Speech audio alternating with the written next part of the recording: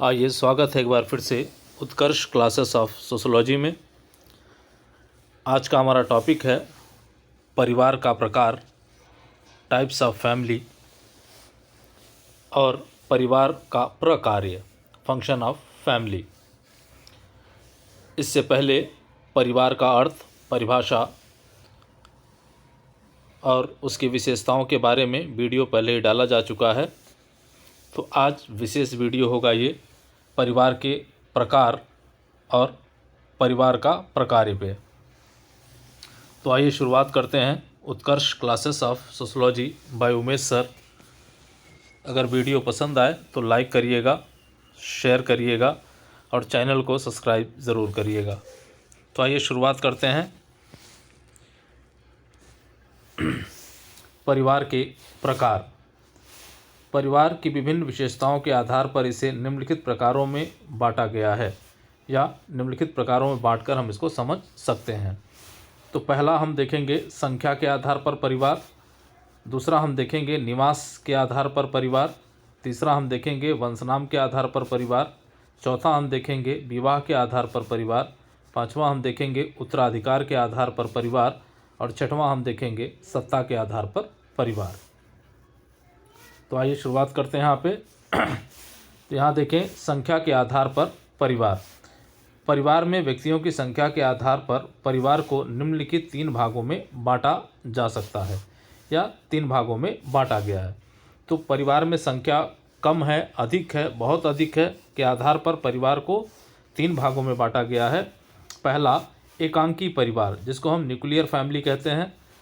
B देख लें आप, दूसरा संयुक्त परिवार, जिसको हम जॉइंट फैमिली कहते हैं। और सी देखें विस्तृत परिवार, जिसको हम एक्सटेंडेड फैमिली कहते हैं, एक्सटेंडेड फैमिली। तो ये 3 तरह के परिवार संख्या के आधार पर हम देखेंगे, जिसमें आप देखें एकाकी परिवार संख्या के दृष्टिकोण से अपेक्षाकृत बहुत ही कम संख्या होती है। संयुक्त परिवार में एकाकी परिवार की तुलना में अधिक होती है और विस्तृत परिवार में संयुक्त परिवार के तुलना में अधिक सदस्यों की संख्या होती है। तो आइए देखें ये एकांकी परिवार। यहाँ देखें संख्या की दृष्टि से यह परिवार का सबसे छोटा रूप है, जिसमें पति पत्नी और उनके अविवाहित संतानें रहती हैं। यह वर्तमान समाज की विशेषता बनती जा रही है। अब एकांकी परिवार का सीधा सा मतलब है कि पति पत्नी और उनके अविवाहित बच्चे, बस इतनी संख्या होती है। तो बहुत ही सीमित संख्या होती है और वर्तमान समाज की विशेषता बनती जा रही है। आइए अगले स्लाइड पे हम देखें संयुक्त परिवार, जॉइंट फैमिली। संयुक्त परिवार सदस्यों की संख्या के दृष्टिकोण से अपेक्षाकृत बड़ा परिवार होता है, जिसमें कई पीढ़ियों के लोग एक साथ एक ही छत के नीचे रहते हैं, एक ही रसोई का बना भोजन करते हैं, जिनकी अपनी एक सामान्य संपत्ति, सामान्य संस्कृति, सामान्य निवास होता है। संयुक्त परिवार भारतीय समाज की विशेषता रही है और है। तो संयुक्त परिवार की अगर हम बात करें तो एकाकी परिवार की तुलना में यहाँ संख्या अधिक होती है। 2 या 2 से अधिक पीढ़ियों के सदस्य एक साथ एक ही छत के नीचे रहते हैं, एक ही रसोई में बना भोजन करते हैं, उनकी अपनी एक सामान्य संपत्ति होती है, एक संस्कृति होती है उनकी, और एक सामान्य निवास होता है। और जहाँ तक भारत की हम बात करें तो भारत में संयुक्त परिवार पाए जाते हैं, यही हमारे भारतीय समाज की विशेषता है। सी देखें विस्तृत परिवार, एक्सटेंडेड फैमिली। यहाँ देखिए परिवार में सदस्यों की संख्या के आधार पर विस्तृत परिवार आकार में सबसे बड़ा परिवार होता है, जिसमें कई पीढ़ियों के सदस्य के साथ साथ पति पत्नी दोनों के पक्ष से संबंधित अन्य रिश्तेदार भी एक साथ रहते हैं, यूँ पारिवारिक क्रियाकलापों में भाग लेते हैं। इस प्रकार के परिवार परंपरागत भारतीय समाज की विशेषता रही है। अब जो विस्तृत परिवार होते हैं, यहाँ हम देखें तो संयुक्त परिवार की तरह कई पीढ़ियों के लोग एक साथ तो रहते ही रहते हैं, साथ में पति के पक्ष के और पत्नी के पक्ष के जो अन्य रिश्तेदार होते हैं वो भी साथ में आकर रहने लगते हैं और पारिवारिक क्रियाकलाप में भाग लेते हैं। तो इस प्रकार के परिवार को हम विस्तृत परिवार कहते हैं। और इस प्रकार के परिवार जो परंपरागत भारतीय समाज था हमारा, उसमें पाया जाता था, इसकी विशेषता थी। आइए आगे चलें हम। तो देखें निवास स्थान के आधार पर, जो दूसरा था हमारा निवास स्थान के आधार पर या निवास के आधार पर। तो परिवार के सदस्यों के निवास स्थान के आधार पर भी परिवार को निम्नलिखित 5 भागों में बांटा गया है। तो निवास स्थान के आधार पर परिवार को 5 भागों में बांटा गया है। ए देखें आप पितृस्थानीय परिवार, बी देखें आप मातृस्थानीय परिवार, सी देखें आप नव स्थानीय परिवार, डी देखें आप मामा स्थानीय परिवार और ई देखें आप उभय स्थानीय परिवार। तो ये 5 प्रकार के परिवार निवास के आधार पर जो है वो होते हैं। ये देखें पितृस्थानीय परिवार क्या है, तो यहाँ देखें परिवार का वह रूप जिसमें विवाह के बाद स्त्री अपने पति के माता पिता के घर जाकर रहती है, वहीं बच्चों का जन्म होता है और उनका पालन पोषण होता है। भारतीय समाज में सामान्यतः पितृस्थानीय परिवार पाया जाता है। भील एवं खड़िया में पितृस्थानीय परिवार पाए जाते हैं। तो परिवार का वह रूप जहाँ विवाह के बाद स्त्री जो है अपने पति के माता पिता के घर जाकर रहती है, वहीं बच्चों का जन्म होता है और वहीं उनका पालन पोषण होता है। तो ऐसे परिवार को हम पितृस्थानीय परिवार कहते हैं और यह इस तरह के परिवार भारतीय समाज की विशेषता है। और हमारे यहाँ पितृस्थानीय परिवार जो है ख़ासतौर पे हिंदू देखें समाज, मुस्लिम समाज को देखें तो पितृस्थानीय परिवार जो है वो पाए जाते हैं। उसी तरह जनजातियों में भी भील को देखें, खड़िया को देखें, इसमें भी पितृस्थानीय परिवार पाए जाते हैं। अब आए देखें हम मातृस्थानीय परिवार, तो यहाँ पे देखें मातृस्थानीय परिवार, परिवार का वह रूप जिसमें विवाह के बाद पुरुष अपनी पत्नी के माता पिता के घर जाकर रहता है, वहीं बच्चों का जन्म और उनका पालन पोषण होता है। इस प्रकार का परिवार गारो, खासी, खस, नायर, इरुला, कादर और पुलियान आदि जनजातियों में पाए जाते हैं। अब ये पितृसत्तात्मक परिवार का एकदम से उल्टा है, जहाँ विवाह के बाद पति अपने माता पिता के घर ना जाकर पत्नी के माता पिता के घर जाकर रहता है, वहीं बच्चों का जन्म भी होता है और वहीं उनका पालन पोषण होता है। तो ऐसे परिवार को हम मातृस्थानीय परिवार कहते हैं। और ये इस तरह के परिवार गारो जनजाति में, खासी जनजाति में, खस जनजाति में, नायर जनजाति में, नायर ये अलग है, इरुला अलग जनजाति है, कादर, पुलायन आदि जनजातियों में पाया जाता है। तो इतनी जनजातियों में मातृस्थानीय परिवार पाया जाता है। अब आए नवस्थानीय परिवार में, परिवार का वह प्रकार जिसमें विवाह के बाद पति और पत्नी दोनों मिलकर स्वतंत्र रूप से किसी नवीन स्थान पर अपना निवास बनाते हैं, ऐसे परिवार को नवस्थानीय परिवार कहते हैं। नाइजीरिया की हौसा जनजाति में इस प्रकार के परिवार पाए जाते हैं। अब यहाँ देखें कि नवस्थानीय परिवार क्या है, तो विवाह के बाद जो पति पत्नी होते हैं वो ना तो पति के माता पिता के घर जाते हैं और ना ही पत्नी के माता पिता के घर जाते हैं, बल्कि वो नवीन स्थान का चयन करते हैं अपने निवास के लिए। तो ऐसे परिवारों को नवस्थानीय परिवार कहा जाता है। और ये प्रमुख है कि नाइजीरिया की हौसा जनजाति में इस तरह के परिवार पाए जाते हैं। आइए डी देखें, मामा स्थानीय परिवार या मातुल्य परिवार कहा जाता है। परिवार का वह प्रकार जिसमें पति पत्नी विवाह के बाद पति के माँ के भाई अर्थात मामा पति के मामा के घर जाकर रहते हैं, ऐसे परिवारों को मामा स्थानीय या मातुल्य परिवार कहते हैं। इस प्रकार के परिवार ट्रोबियांड द्वीपवासियों में पाया जाता है।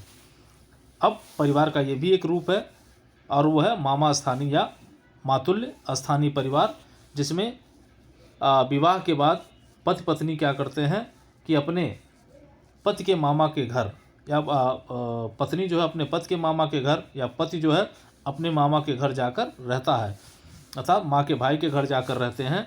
ऐसे परिवारों को मामा स्थानीय परिवार कहा जाता है। और ये प्रमुख है कि मामा स्थानीय परिवार या मातुल्य परिवार ट्रोबियांडा द्वीपवासी में पाया जाता है। ये देखें उभय स्थानीय परिवार, परिवार का वह प्रकार जिसमें विवाह के बाद पति पत्नी बारी बारी से पति के जन्म परिवार और पत्नी के जन्म परिवार दोनों स्थानों पर निवास करते हैं। तो ऐसे परिवार को उभय स्थानीय परिवार कहते हैं। इस प्रकार के परिवार लक्षद्वीप होगा ये लक्षद्वीप, केरल और अशांति जनजाति में पाए जाते हैं।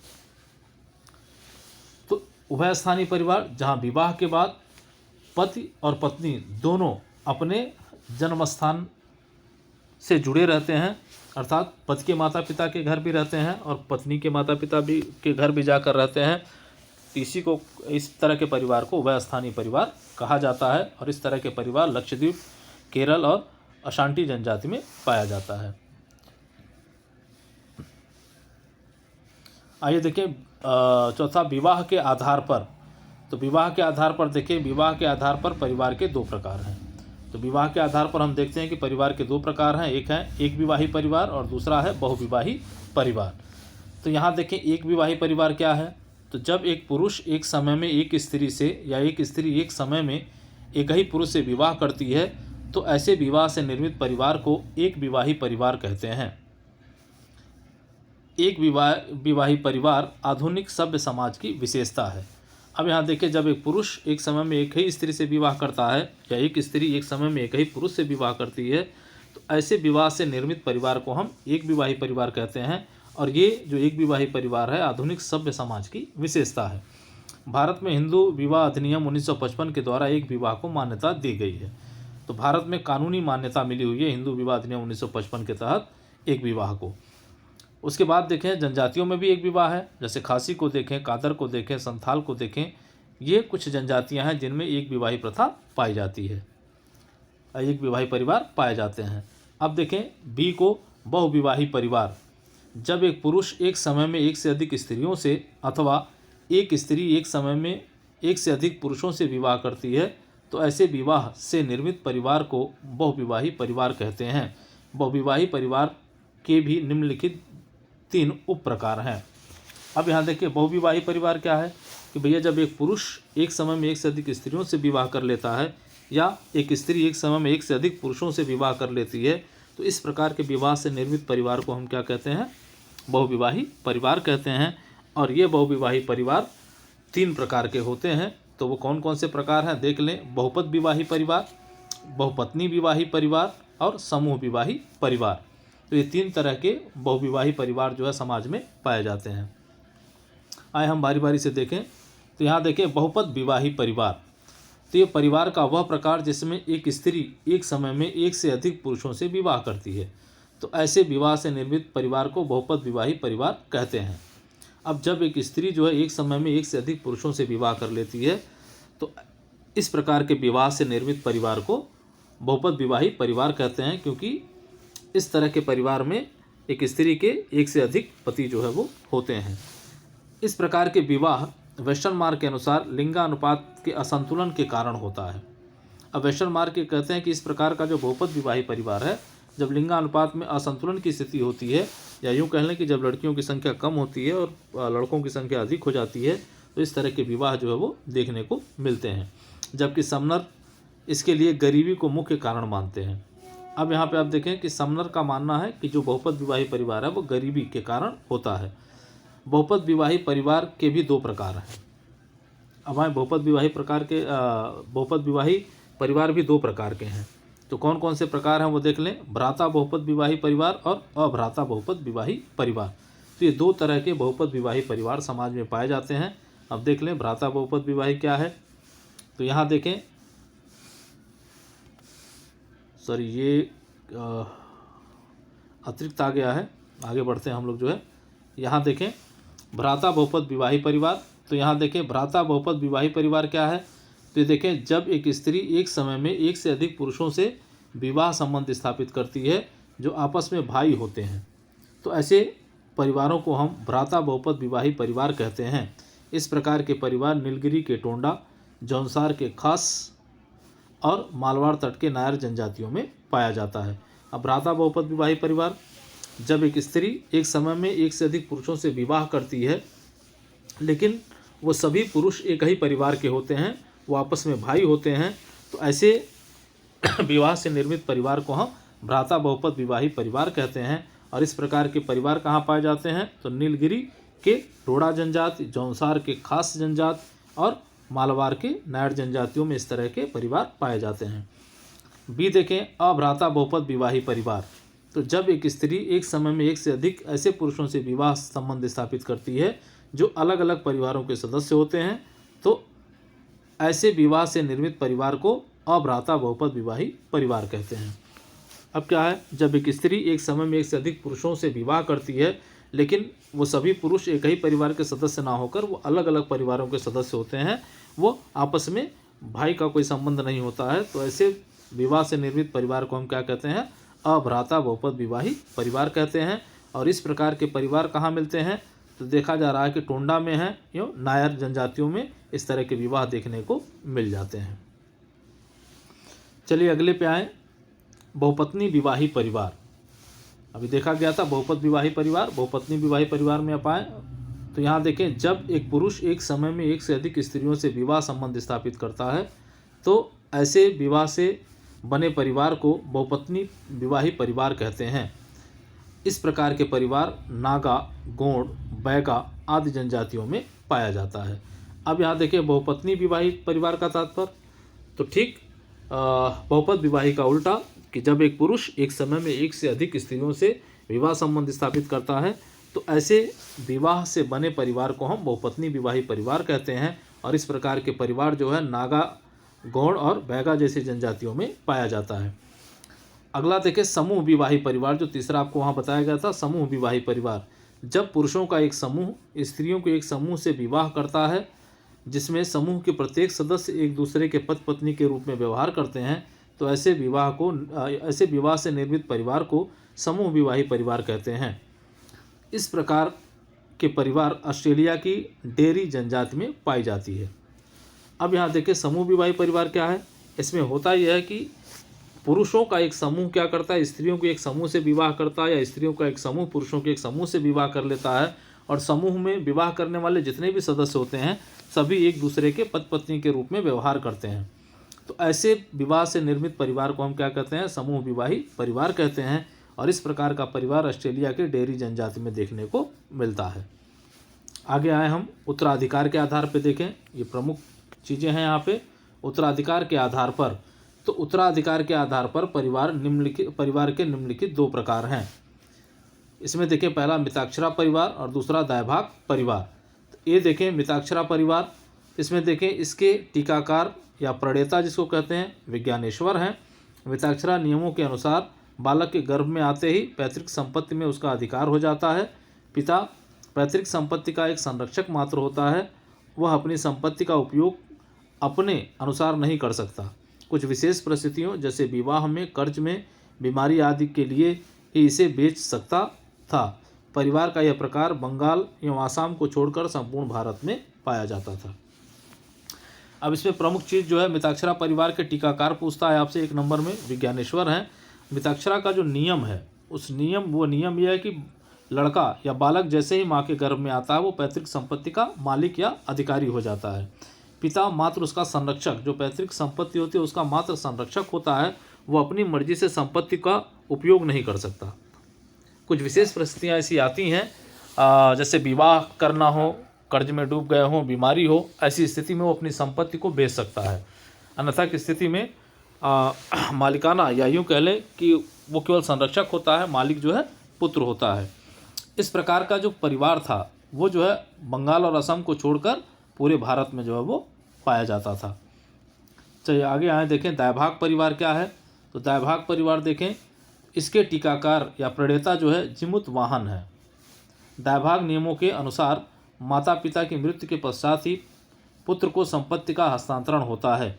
पिता खुद अपनी संपत्ति का मालिक होता है, वो जैसे चाहे वैसे अपनी संपत्ति का उपयोग कर सकता है। इस प्रकार के परिवार बंगाल और असम में पाए जाते थे। अब दायभाग परिवार मिताक्षरा परिवार का उल्टा है, जहाँ दायभाग नियमों के अनुसार पिता संपत्ति का मालिक होता है। पिता की मृत्यु के बाद ही या माता पिता की मृत्यु के बाद ही संपत्ति का हस्तांतरण जो है पुत्र को होता है। तो जो इस वर्तमान के जो नियम हैं उस नियम के अनुसार दायभाग परिवार होते थे। इसके टीकाकार जो है जिमुत वाहन है। और इस तरह के परिवार आपसे पूछता है कभी कभी कहाँ पाए जाते हैं, तो बंगाल और असम में इस तरह के परिवार पाए जाते थे। चलिए आइए सत्ता के आधार पर हम देख लें। तो सत्ता के आधार पे 2 तरह के परिवार पाए जाते हैं, एक है पितृसत्तात्मक परिवार और दूसरा है मातृसत्तात्मक परिवार। ये देखें पितृसत्तात्मक परिवार का वह प्रकार जहाँ परिवार की सत्ता पिता के हाथ में होती है तथा सत्ता का हस्तांतरण पिता से पुत्र को होता है। तो ऐसे परिवार को पितृसत्तात्मक परिवार कहते हैं। अब परिवार की जो सत्ता है वह पिता के हाथ में होती है, पुरुष प्रधान समाज में पिता के हाथ में होती है। और सत्ता का हस्तांतरण जो है किसको होता है, तो पिता से पुत्र को होता है। तो ऐसे परिवारों को हम पितृसत्तात्मक परिवार कहते हैं जिसमें पिता प्रधान होता है। इस प्रकार का परिवार हिंदू मुस्लिम समाज की विशेषता रही है। खरिया तथा भील जैसी जनजातियों में भी पितृसत्तात्मक परिवार पाया जाता है।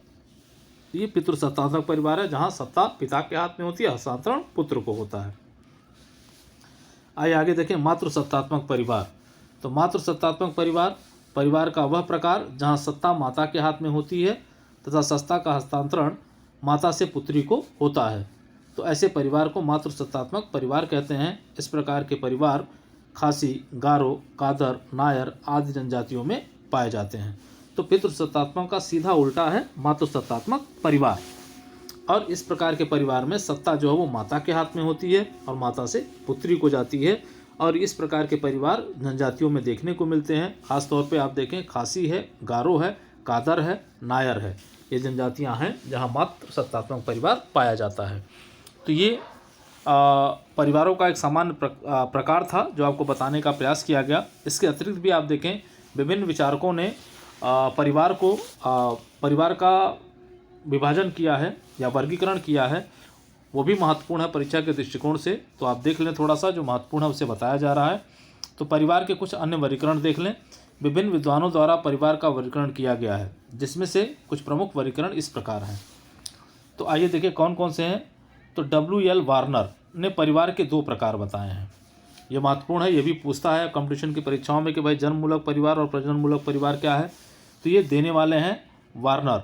तो देखें, जन्ममूलक परिवार जिसको हम फैमिली ऑफ ओरिएंटेशन कहते हैं, और प्रजननमूलक परिवार जिसको हम कहते हैं फैमिली ऑफ प्रोक्रिएशन। तो आइए देख लें दोनों कौन से परिवार हैं, दोनों से प्रश्न पूछे जाते हैं। ये देखिए, जन्ममूलक परिवार, तो परिवार का वह प्रकार जिसमें व्यक्ति स्वयं जन्म लेता है, अर्थात बच्चों के लिए उनके माता पिता का परिवार जन्म मूलक या प्रभव परिवार होता है। अर्थात जिस परिवार में हम जन्म लेते हैं वो हमारे लिए जन्म मूलक परिवार होता है। चलिए बी देखें, प्रजनन मूलक परिवार, परिवार का वह प्रकार जिसमें व्यक्ति अपने बच्चों को जन्म देता है, वह परिवार प्रजनन मूलक परिवार कहलाता है। अब वह परिवार जिसमें हम अपने बच्चों को जन्म देते हैं वह प्रजनन मूलक परिवार है। अर्थात जिसमें हम जन्म लेते हैं वो जन्म मूलक परिवार है, और जिसमें हम जन्म देते हैं वो प्रजनन मूलक परिवार है। चलिए आगे देखें, जिमरमैन को देखें। जिमरमैन होना था, जिमार हो गया है ये, जिमरमैन कर लीजिएगा, ने परिवार के 3 प्रकार बताए हैं। ये कहते हैं न्यासिता या न्यासधारी परिवार, दूसरा अति लघु या आणविक परिवार, और सी घरेलू परिवार। तो आइए देखिए, न्यासिता या न्यासधारी परिवार कौन से हैं।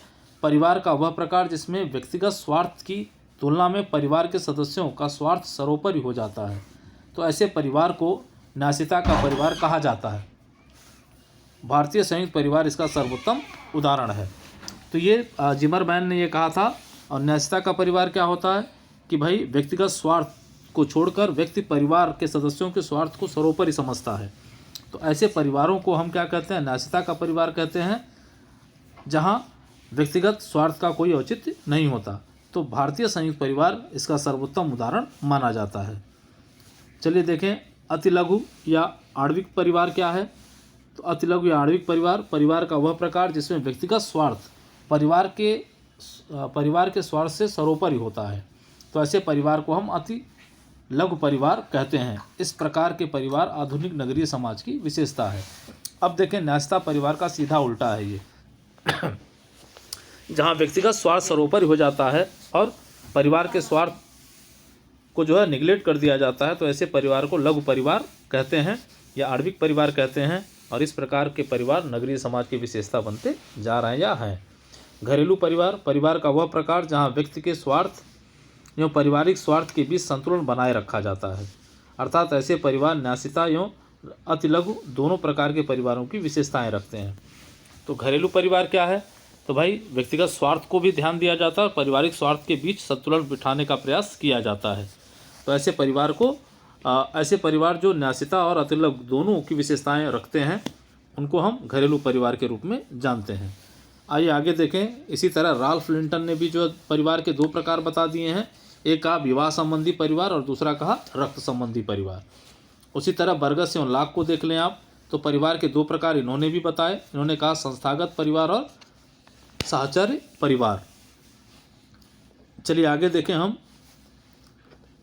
तो जीपी मर्डॉक ने परिवार के 2 प्रकार बताए। इन्होंने कहा स्वतंत्र मूलक परिवार और मिश्रित परिवार। तो 2 तरह के परिवार इनके द्वारा बताए गए हैं।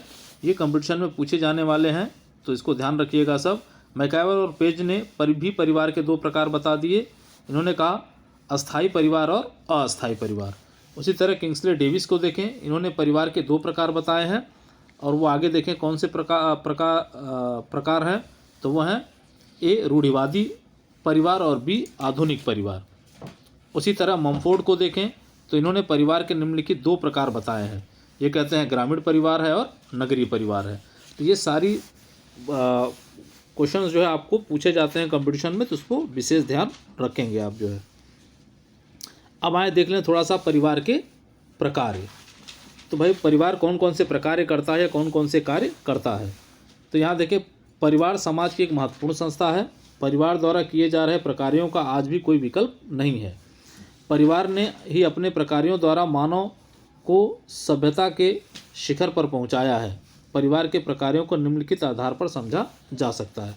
तो भाई हम ये जानते हैं, शुरू से आपको बताते आ रहा है कि भाई परिवार समाज की एक महत्वपूर्ण संस्था है और परिवार के प्रकार्य को करने के लिए तमाम विकल्प ढूंढे गए हैं, लेकिन आज भी अगर हम देखें तो परिवार का कोई सर्वोत्तम विकल्प दिखाई नहीं देता। तो परिवार के प्रकार्यों को हम निम्न आधारों पर जो है समझ सकते हैं। तो देख लें हम ए जैविक प्रकार्य। तो परिवार द्वारा किए जा रहे जैविक प्रकार्य निम्नलिखित हैं। कौन कौन से जैविक प्रकार्य हैं भाई? तो यौन इच्छाओं की पूर्ति करता है, उसके बाद संतान उत्पन्न करता है, तीसरा प्रजाति निरंतरता को बनाए रखता है। तो यौन इच्छाओं की पूर्ति, संतान उत्पन्न करना और संतान उत्पन्न करके अपनी प्रजातीय निरंतरता को बनाए रखना, ये जैविकी कार्य है परिवार का प्रमुख। अब आए बी देखें यहाँ पे शारीरिक प्रकार्य। तो परिवार द्वारा किए जा रहे शारीरिक प्रकार्य निम्नलिखित है। पहला, सदस्यों के शारीरिक सुरक्षा प्रदान करना, बी बच्चों का पालन पोषण करना और सी मूलभूत आवश्यकताओं जैसे रोटी, कपड़ा, मकान की पूर्ति करना। तो ये शारीरिक आवश्यकताएं हैं, जिसमें आप देखें परिवार क्या करता है, अपने सदस्यों के शारीरिक सुरक्षा की व्यवस्था करता है, अपने बच्चों के पालन पोषण की व्यवस्था करता है और जो भी मूलभूत आवश्यकताएं हैं उसकी, जैसे रोटी, कपड़ा, मकान, उन सभी चीज़ों की पूर्ति परिवार करता है ताकि शरीर सुचारू रूप से चलता रहे। आए सी देखें आर्थिक प्रकार्य। तो परिवार द्वारा किए जा रहे आर्थिक प्रकार्य निम्नलिखित हैं। देख लें आप, उत्तराधिकार की व्यवस्था। तो परिवार क्या करता है कि उत्तराधिकार की व्यवस्था करता है कि भाई जो भी संपत्ति है, जो भी अधिकार हैं, वो सबके अधिकार उसमें सुरक्षित हो, उत्तरदायित्व उनका सुरक्षित हो। आय और संपत्ति का प्रबंध। परिवार अपने सदस्यों के लिए आय के प्रबंध करता है, संपत्ति का प्रबंधन करता है। श्रम विभाजन। परिवार क्या करता है, आर्थिक कार्यों के लिए श्रम विभाजन करता है। परिवार के प्रत्येक सदस्यों का अपना काम होता है, अलग अलग कार्यों का बंटवारा उनका होता है। चलिए आइए देखें डी को। तो सामाजिक प्रकार्य। परिवार द्वारा किए जा रहे सामाजिक प्रकार्य निम्नलिखित हैं।